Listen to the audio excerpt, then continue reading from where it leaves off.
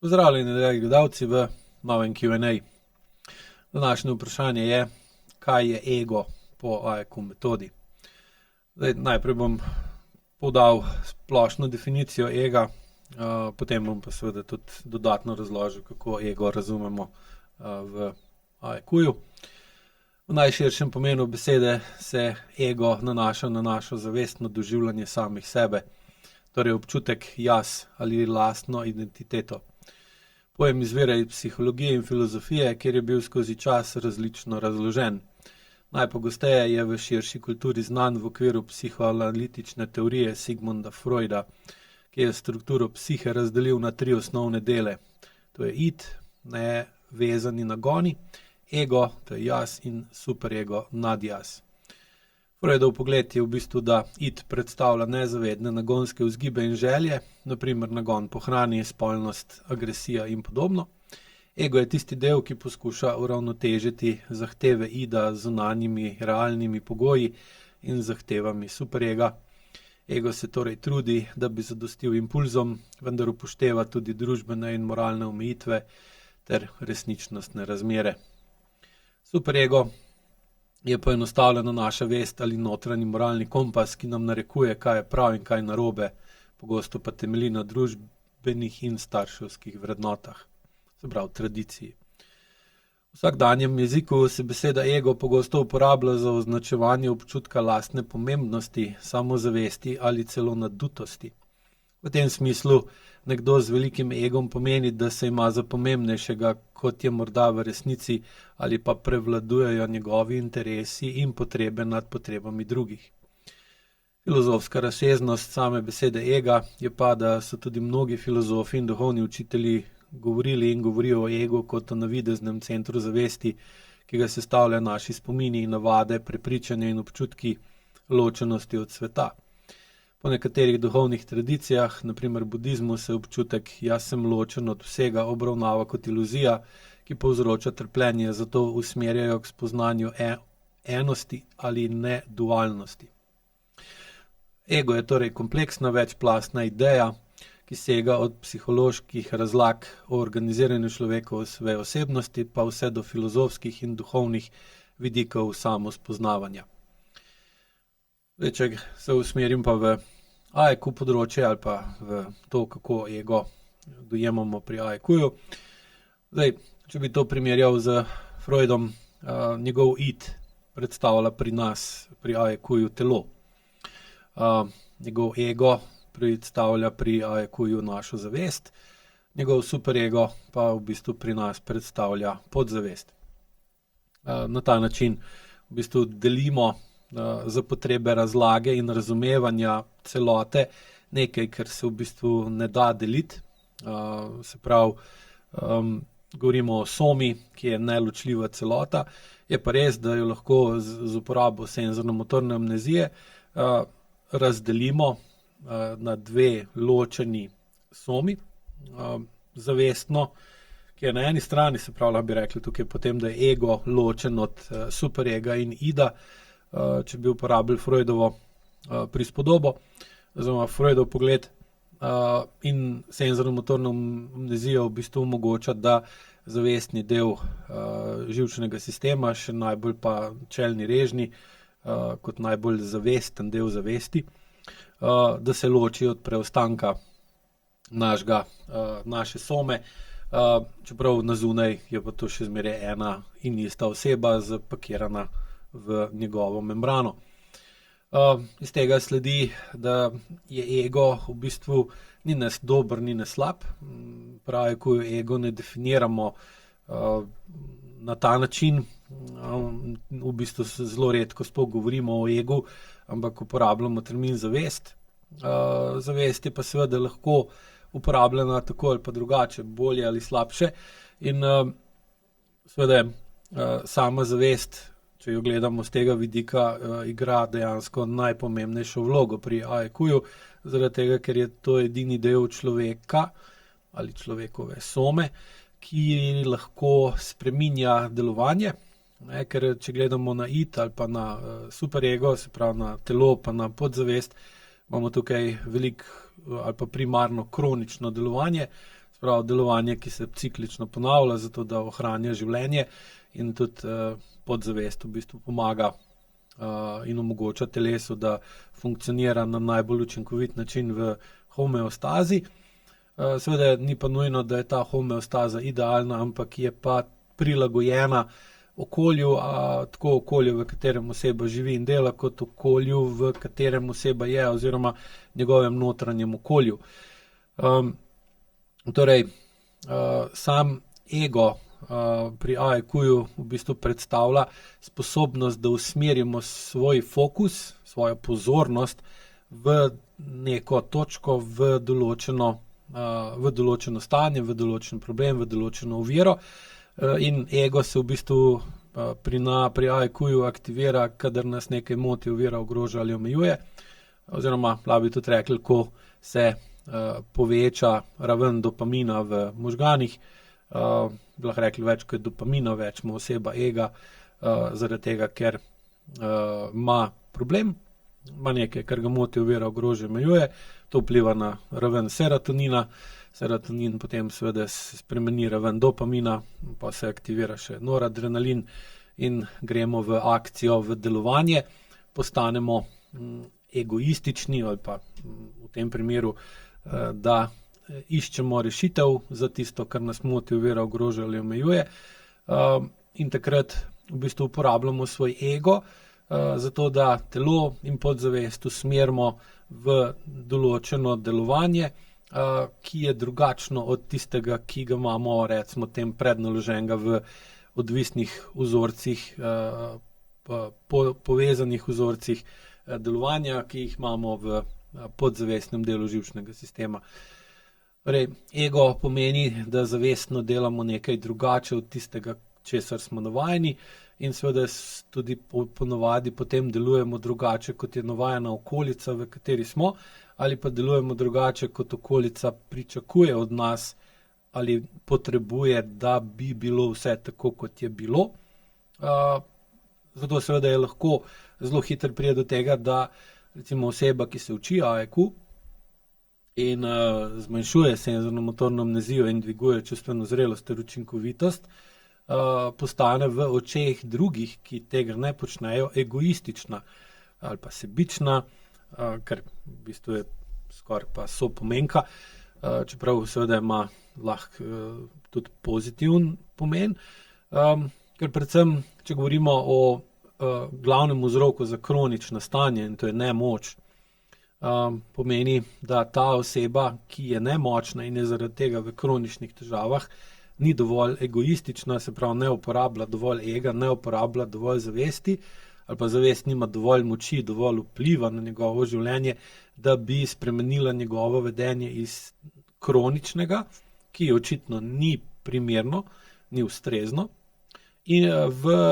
nekroničnega oziroma kreativnega, kar pomeni, z uporabo zavesti najde drugačne rešitve, se drugače odziva, uporablja drugačna čustva, drugače dojema čas, drugače dojema sebe, drugače čuti sebe in druge, in seveda zazna krivice, zazna neresnice, zazna neučinkovitosti, zazna bolečine, zazna slabo počutje, z znižanjem senzorne amnezije se seveda vse to vedno bolj jasno izraža in kaže, kar pa seveda potem logično potegne za sabo, da se oseba začne tudi drugače vesti. Zdaj, glavna težava, ki tukaj nastane, je, da vedenje, ki ga oseba uporablja za to, da bi spremenila svoje življenje, pa izvira iz telesa, torej iz ida, in superego, pa tukaj seveda lahko močno popači in močno vpliva na to, kako nekaj delamo, in lahko bi rekli tukaj, da superego vpliva na motorno amnezijo in na to, ali nekaj lahko naredimo ali nekaj ne moramo narediti, koliko smo učinkoviti v določenem vedenju. Recimo nekdo, ki ima tremo, je neučinkovit v javnem nastopanju in je učinkovit v izogibanju pred javnim nastopanjem. Sprav, vedno je učinkovito. Tudi nekdo, ki se boji vode, ker ne zna plavati, je bolj učinkovit v tem, kako naj ne gre v vodo, kot pa v tem, kako naj gre v vodo, in zato se mu seveda tudi upira iti v vodo. Tako da Kot pri vsaki stvari je tudi pri egotu isti problem. Ali ga uporabljamo, ali ga izrabljamo, ali ga zlorabljamo. In če ga uporabljamo, to pomeni, da kreativno poiščemo rešitve, ki so boljše od obstoječih, čeprav so lahko v nasprotju s tradicijo in s pričakovanji ter zahtevami ali tudi potrebami ljudi okoli nas, kar nas seveda lahko pripelje v težave ali pa v konflikte z okolico. Okolica pogosto pritisne na nas, da se naj spremenimo nazaj v staro, ki je bilo bolj predvidljivo, bolj uporabno. Jasno pa je, da na naš ego vpliva tudi naš superego, ki ima pa drugačne vrednote, ki ima drugačne reflekse, ki ima drugačne navade, in je lahko med egom pa superegom zelo velika razlika, ki pa jo z uporabo AIQ metode lahko postopoma spreminjamo v manj močno in z uporabo zavesti oziroma ega v tem primeru vplivamo na superego, na podzavest, da lahko v bistvu spremenimo svoje vedenje in življenje ter prenesemo negativen odziv okolja na to našo spremembo in seveda tudi prenesemo negativen lasten odziv na to spremembo. In na ta način nam ego v bistvu pomaga, da tisto, kar nas moti, ovira, ogroža ali omejuje, uredimo, odpravimo ali pa vsaj zmanjšamo,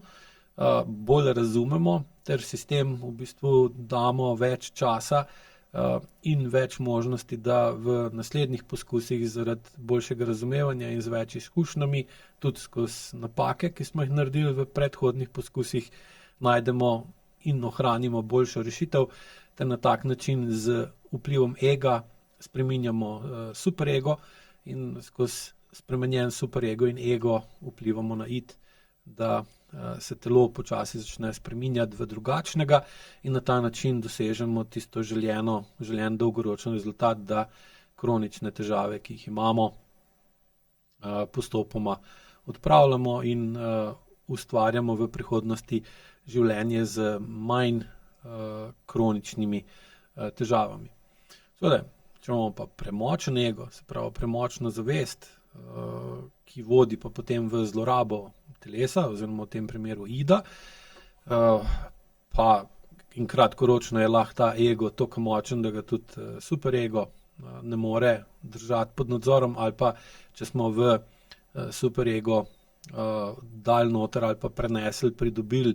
ali so nam pa bili ustavljeni taki vzorci, ki nas vodijo, da imamo tudi na podzavestni ravni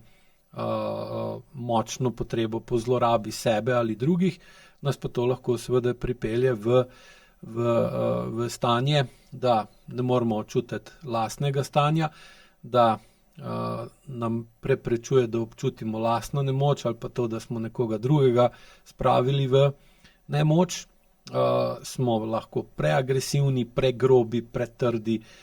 preodločni, se pravi, nimamo občutka ali pa lahko rečemo, dobimo debelejšo, predebelo kožo in nam nič ne more do živega, dokler nam do živega ne pride lastno telo, ki ne zmore več takih obremenitev.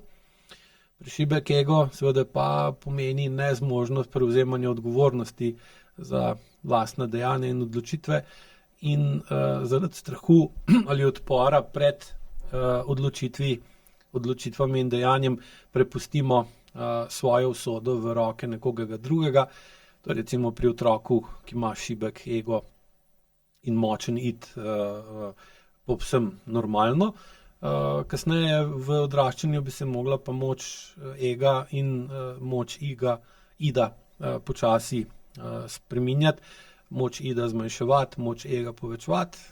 Potem pridemo v fazo, ko smo najbolj odločni, najbolj močni, to je ponovadi nekje tam med 15 in pa 35 letom, kjer je takrat ego največji, pa id, lahko rekli, celo najmanjši. Po 35 letu, sploh če imamo senzorno-motorno amnezijo v sistemu, se začnejo pa seveda stvari počasi spreminjati, pa vedno več moči dobiva superego, ego moč zgublja, id je pa pol v bistvu vedno bolj pod vplivom superega in počasi izgublja sposobnosti zaradi kroničnih zlorab do katerih je v preteklosti prihajalo zaradi medsebojne nepovezanosti. Zdaj, ko jim seveda lahko primerno zmanjšujete senzorno-motorno amnezijo, kar vam v bistvu omogoča, da vedno bolj čutite in razumete uporabo, zlorabo ali izrabo ega v tem primeru. In seveda na osnovi teh ugotovitev, občutkov, spoznanj in bolj točnega čutenja posledic svojih dejanj ali pa posledic dejanj drugih in naše neodzivnosti na njihove akcije, lahko vedno bolj v bistvu krepimo svoj ego in ga začnemo uporabljati za to, da tisto, kar nas moti, ovira, ogroža ali omejuje, uredimo in odpravimo, kar je seveda pa pravilna uporaba ega, ker bolj ko znamo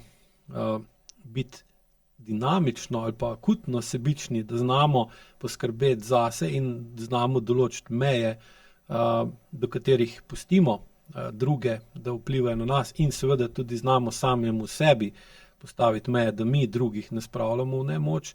S tem v bistvu omogočimo in ustvarimo bolj zdravo okolje, tako za partnerstvo kot za starševstvo, kar pa v bistvu potem pomaga pri vedno bolj kvalitetnem življenju v prihodnosti, kjer enakopravno med sabo sodelujejo tako id kot ego, kot superego. Mogoče še kot prispodobo lahko tudi povem to, kar dostikrat uporabljam na šolanjih. Telo je kraljica, v tem primeru id, srce je kralj, v tem primeru bi rekli superego ali pa duša, ne. Razum, ego je pa vlada in kraljica nekaj potrebuje, kralj to poskuša dati kraljici, in zdaj ali to naredi mimo vlade ali pa s pomočjo vlade, je pa razlika, kako bo nekaj uredil, kako bo nekaj